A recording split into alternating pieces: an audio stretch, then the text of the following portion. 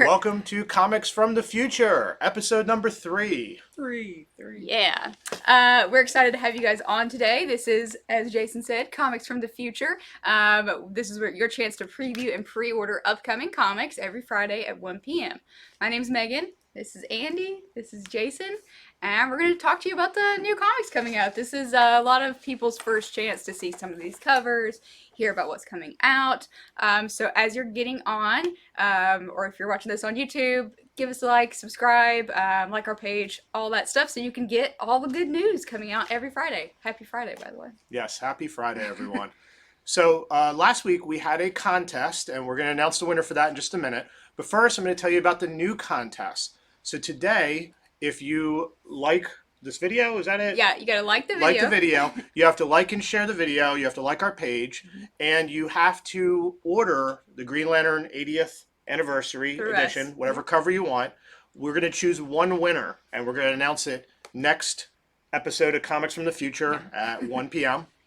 So we did the same thing last week with Batman number 92 and the variant. Yes. So I'm going to have Megan announce the winner. The winner is our good friend Ignacio. Don't know if you're watching this right now, but I know you will at some point. So congratulations. Congratulations, you, Ignacio. Are our first winner, our first Comics from the Future winner. I wish I had confetti to explode upon the screen. And so same deal this week. Just like our page, like and share this video, order the Green Lantern, and then we'll pick another winner to get the free copy, and we'll announce it next week. That's right. Okay, so before we get into everything, if you guys are, whether you're watching live or on a replay, if you want to see the full catalog of what's available, and we can order anything you see here, you need to go to previewsworld.com, go to catalog, go to final orders due, and that'll show you everything that we're looking at this week. Our orders are due this Monday, and your orders are due by 5 p.m. this Monday. Just let us know. You can order anything you want on this show here. You can comment, you can send us a message afterward. But you can also go on this site and check out the full range of things, and we can get anything on there. Like I said. And just to mention, orders are due 5 p.m. Eastern time for those of you watching from somewhere else. Yep. Okay. Let's kick it off. Boom! With what's going to be our contest book. It's the Green Lantern 80th Anniversary. Mm-hmm. Yep. 80 years for Green Lantern. It seems, as I was saying, I was like, that seems like a long time, but... Yeah, so this is going to be I believe it's a 100-page? Yeah, 100-page special. 100-page special, written by, like, some of the biggest names working right now. It's really exciting. Jeff Johns is the lead writer on it, and for me, that's how I got into comics, was back around 2008 when Blackest Night was coming out. I had a friend who was reading. I was like, that looks cool. And so I found a comic book store, and that was while Blackest Night was going on, the big Green Lantern event, and that's how I got into comics. So I'm really excited about this, because there's one cover on here that is completely that time frame. But this is also Sina Grace, Ron Marsh, Jeff Lemire, James Tynion. So you have basically all of DC's top talent working on this one. It's going to be really exciting. And just like the Catwoman 80th and Joker, all those, this one has the decades of variants. Love those. Let's take a look at some of them. So this is the 1940s from Nicholas Scott, which is really cool because in the middle you have Alan Scott, who was the very first Green Lantern, surrounded by all the later Green Lanterns.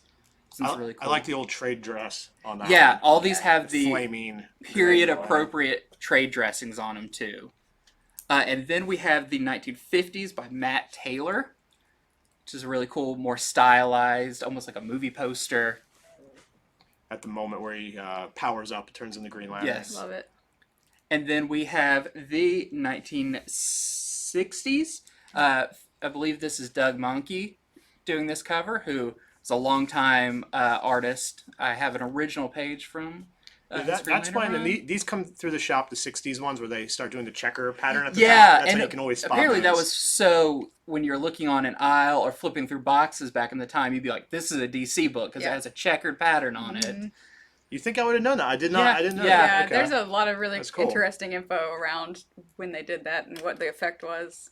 This is a big one. This is the Neil Adams cover, who basically redefined Green Lantern at the time. It created John Stewart. Yep. Worked on titles like Green Lantern, Green Arrow. Had some of the most famous covers. Oh yeah. Really shook up the comics industry. So this is another like really like you're getting a new Green Lantern cover by Neil Adams. Then we have the David Finch when they introduced Guy Gardner.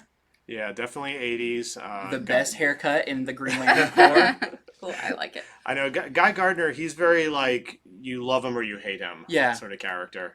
So I always liked his interactions with Lobo because if you like him, he's in it. If you hate him, Lobo beats him up over and over again. Let's see. Then we have the 1990s, which I believe is Philip Tan, which is my personal favorite Green Lantern. But this is like the time frame I was really reading, which is Kyle Rayner. So this is another really cool one. I've got so many issues. I have that trade dressing on them. Then we have my favorite one, which is from the Blackest Night era, the Ivan Rice cover. You've got Black Lanterns on there. You have Superboy Prime. This is one I really, really like. This is like my favorite time frame of Green Lantern. Then we have the 2010s, which is the modern Jim Lee cover. This is kind of his Green Lantern from Justice League New 52, I believe. But he did all the redesigns. Just shoving his chest forward. Yeah, that's how you got to Showing his fly. pecs. You got to fly with that lantern chest emblem out in front. Kills the wind resistance. And then, so many covers have sketch covers. We saw a black cover. Which book was that had the black? The black one's Death Metal. Death Metal. Right. Now you have a green cover for Green Lantern. So appropriate. It's cool how they're kind of shaking up the sketch cover setup. And of course, we have a deal this time, like we've had in the past. You get all the covers.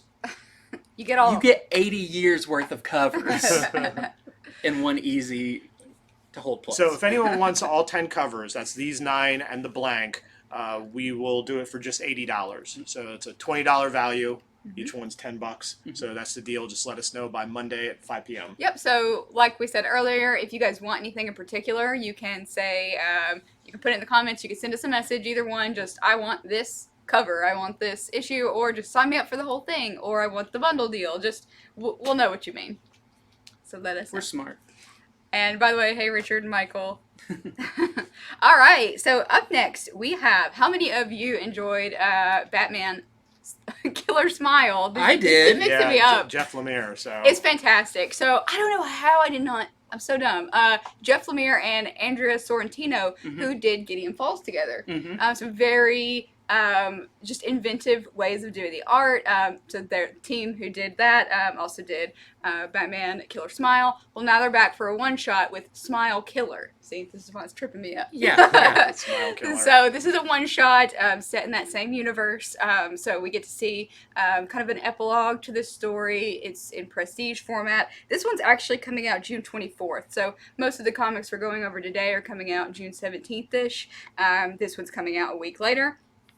So yeah, this follows more of Bruce Wayne and Batman in this universe that's been presented. So if any of you read the full series before, the 1 through 3, there was the Mr. Smiles in the background, and turns out Bruce Wayne also watched this show as a kid, so what effect did that have on him will be explored. It's a pretty mature book. Yeah. But if you like your Batman dark and mature, this Yeah. is... And you I said really it's like this DC version. Black Label, right? Yes. Okay. Yeah. DC Black Label. So that is the main cover, and then we also have the Care Andrews variant as well. Yeah, I like this cover a lot. If you That kid looks like he's going to make it to adulthood just fine. Oh, Yeah, yeah, he's no problem.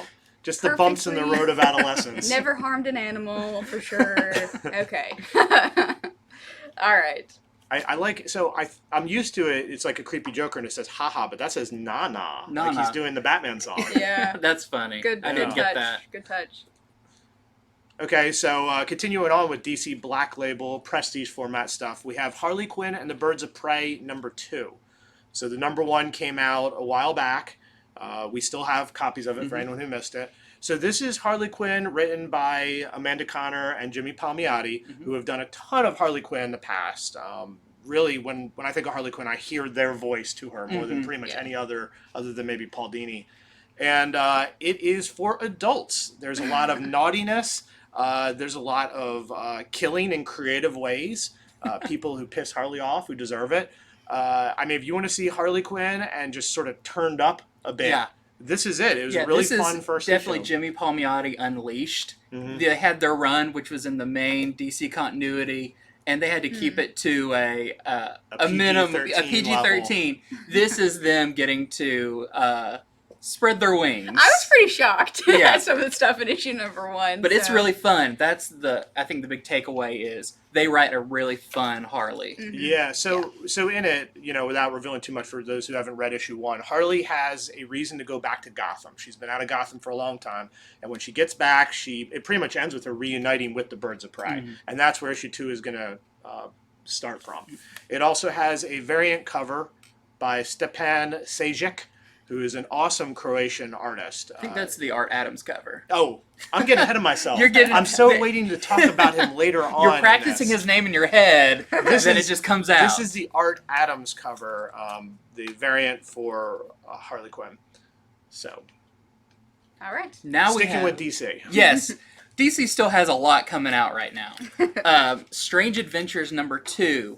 Which is the awesome team that brought you Mr. Miracle, which was a breakout hit, like pretty much spawned where we're going to be getting a movie that he's working on, that Tom King is helping on, a New Gods movie. Him and, let's see, it's Doc Shaner is doing one part of it. And then Mitch Gerards is doing another part of it. I was wondering about that. Yeah, there's 2 artists on it, but there's a reason for it. And you can tell by their styles, and they're each doing a cover. So this is the Gerards cover, which is a little bit more melancholy. Yeah, I was going to say, it's a little sad. But it reflects the story where Adam Strange may be a war criminal. Right. He's being accused He's of it. being accused of one, and he doesn't even know if he is. Yeah, he seems uncertain.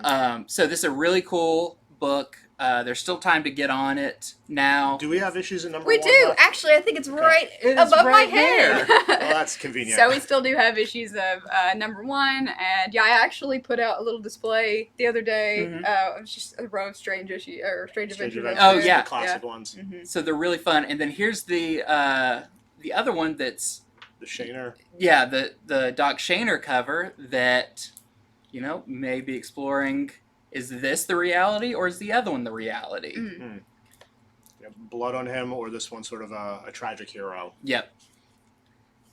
Okay, so next we have a new series. This is from James Tynan, and I'm going to butcher this name. Try to figure it out. Michael Didilinus. Nailed it. Yeah. All right. But it's new from Boom Studios. It seems to be ongoing.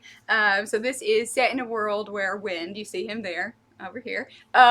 He is our main character. It's set in a world where people have magical powers, and it is punishable by death, actually, if you are exposed to have them. So it's not a world where you want to be magical, or have these abilities. So our main character, he has his secret threatened, and he has to flee and basically uncover royal conspiracies and all sorts of fun things. So these are going to be $4.99 each. They are all oversized issues. They're all going to be 40 pages. So if you want to sign up for the series, it's going to be a lot to read in each issue. I know with a lot of, especially independent series, I immediately want that second issue. So this usually at the end is when they set up the hook, right, and you're like, okay, now the series is starting. Now I need a number 2. Right. So when they do these oversized, it's cool because you're like, you can set it up and then get into the meat of the story and not have to wait. Yep, so this is Wind number 1. And we also have a Dan Mora cover as well for this one. So you can sign up for the whole series or take a chance with number 1. Let me know if you like a particular cover. But we'll be having those out soon. All right, this next independent book is by Image and Top Cow. It's called A Man Among Ye. And I kind of fell down the rabbit hole last night reading about it, because it is based off of 2 real female pirates. So it was towards the end of piracy There was apparently two pirates. One is named Anne Bonny and the other is Mary Read. Both of them had spent different points of their life pretending to be guys for good reason. You know, they're on these ships and all. But eventually, you know, there was people that knew they were women as they started to rise to power. And they were supposedly very cutthroat and ruthless. You know, just telling men, well, if you had fought like a man, we would have won, and things like that. They had sick burns. Yeah, exactly. Sick old-timey burns. So, you know, at first I saw it, I'm like, ooh, pirates, cool. But once I read it was based on real people, now I'm just hooked. I really want to know about this comic. And the variant cover is done by the very talented Stepan Sajic. There we go. Sorry, Stepan. I'm sure he's watching right now. Yeah. You know, you're so recognizable. I don't know how I could have got tripped up earlier. But so that is the variant cover for this. Very cool. All right, next, for our Power Rangers fans, we have another one from Boom. This is the landmark 50th issue for the Mighty Morphin Power Rangers series. This is perhaps, the conclusion to the Necessary Evil storyline, and this also features the shocking return of a now fan favorite character. So it's pretty cool. The last page is going to be a gatefold cover, or a gatefold page, to display this new return. So definitely, if you're not already on the series, you will want to make sure you pick up that one.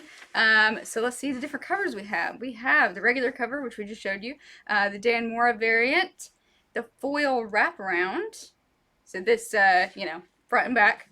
And, you know, the foil ones, you can never really see how good they look until they arrive. Yeah. You know, it's always flat in the picture. Then they arrive and we're all just, our eyes get big and we're like, oh my goodness. Yeah.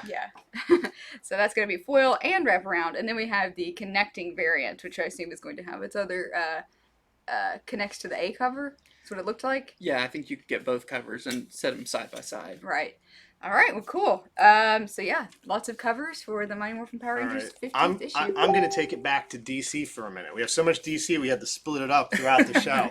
So this is Detective Comics number 475, the facsimile edition. Wait, I've seen this before. I hope so. It's one of my favorite storylines. So this issue, well, the facsimile editions they have everything just like the original, including the ads, which the ads are great. Those are the best. But this issue is awesome. It is the first appearance of the Joker fish. And you can see them displayed right on the cover. This is one of those issues that displays why the Joker is one of Batman's greatest villains. Because he's kind of unstoppable in a crazy way. Just to tell a little bit to get you hooked. So it starts out and Batman's by the docks and some dock worker's like, hey, look at this fish I have. And Batman literally is like, I wouldn't be interested in this normally, but let me take a look. Oh, they all have Joker faces on it. Meanwhile, the Joker, he goes to a copyright office and tells the person he wants a patent on these fish. And the dude's like, you can't do that. This is a natural resource. So Joker says, you have till midnight or I'm going to kill you. So Batman and everyone try to protect this guy from the Joker killing him. I won't reveal the end, but let's just say it doesn't go very well for him. I think that's how Benjamin Franklin got all his patents, too. Just an ultimatum. So this is an issue. If you find the original, it's going to cost you a lot of money. It's a really good read. They did this one again on Batman the Animated Series as well. Yeah, it's such a famous one. And then that Batman 80th coming out has a Joker fish cover. That's right. Yeah. They're making a comeback. The Matina. So anyhow, great plot line. Really good one to order. Cool. All right. So now we have an original graphic novel. You guys probably recognize a couple names up there. This is the new one from Ed Brubaker and Sean Phillips. This is, if you have read the My Heroes Have Always Been Junkies or Bad Weekend, they presented in that nice hardcover format, full story for $16.99. It's really eye-catching covers and stuff. So this one is their next. It is about Max Winters, who is a pulp writer in the 1930s in New York City, and he finds himself drawn into a world much unlike the stories he writes. So it's part thriller, part meditation on a life of violence. It is, if you've read any of their other works, it's just very character driven. They're always, you can't help but read them in one sitting for the most part. I can't recommend all their stuff enough, so I'm really excited to check out this new one. We're definitely going to have it in stock, but I expect it will go fast, so Brubaker really nails the like period pieces. Yeah. He really has a voice for like old Hollywood. Mm-hmm. And I think that's what he's bringing a lot here Yeah. is kind of your Clint Eastwood time frame. Yeah, and I love, like I said, it just follows the theme of all their covers being, this one you can definitely see the dusty old West there encapsulated. This is another one that has a preview exclusive, so if you go to Previews World, you type in Pulp for this week's catalog, you're going to be able to read the first 4 or 5 pages of this as well, so I love that too. Why not? Yeah, Yeah, go ahead, the Jim. people who love Brubaker and Phillips, I mean, it's so easy. When they have something new out, everybody grabs Yeah. it. But if you've never read their stuff, this is a great time to Yeah. jump on because these didn't come out in individual issues. No. This is an original graphic novel. The only way you can And read a full is to pick story. up It's this not one. volume 1 of something. All of those are Correct. very standalone stories, which is So- nice. All right, so I'm going to set up the next segment. We got a new segment today. What? Andy is going to go over some toys. Yeah, that's a thing that I don't know if everybody knows, but on our FOCs, there's a whole toy section, or as I like to call it at Walmart, the collectible section, which there always happens to be a bunch of kids in for some reason, young collectors. What are they doing there? But so with the few I picked out, I just went through and was like, what do I really want? And what I'm really digging, Good first choice. yes, is you'll see a theme to a lot of these from movies from a certain time frame. But this first one is a really cool from Hiya Toys. Is an Ed 209 from everybody's favorite RoboCop. Oh, yeah. And this one is really cool. It has sounds, and it probably tells you to drop the gun. You have 20 seconds to comply. Yeah. But it does have light sounds and key dialogue. And this is going to be really cool. I'm not sure if it says how tall it is. I think it's... Life size. No. That's horrifying, and I would not suggest it. I believe it's 1/18. Yeah, it's 118. Yeah, okay. So it's going to be probably a little in scale with almost like Star Wars figures to what this is going to be. So this one is really cool. And our next one is also from a similar time frame. Theme develops. Yes. This is really cool because NECA just, I believe, announced at this the 2019 Toy Fair or San Diego Comic-Con that they got the license for Back to the Future. If you know anything about NECA stuff, they do the most highly detailed but are still very cost-efficient figures. I have a ton of their Aliens and Predators, Ash from Army of Darkness. I could go on. I have a lot. But this is really cool that they now have the Back to the Future license. And it's not just the first one, which we see here, which is the Marty, which comes with a ton of accessories. And you'll All see the appropriate accessories. Yes, and you'll see later on that they take their accessories very seriously. And of course, you have to have the coolest guy in town, Daddy Biff, What a butthead. with his great open, slack-jawed alternate head he comes with.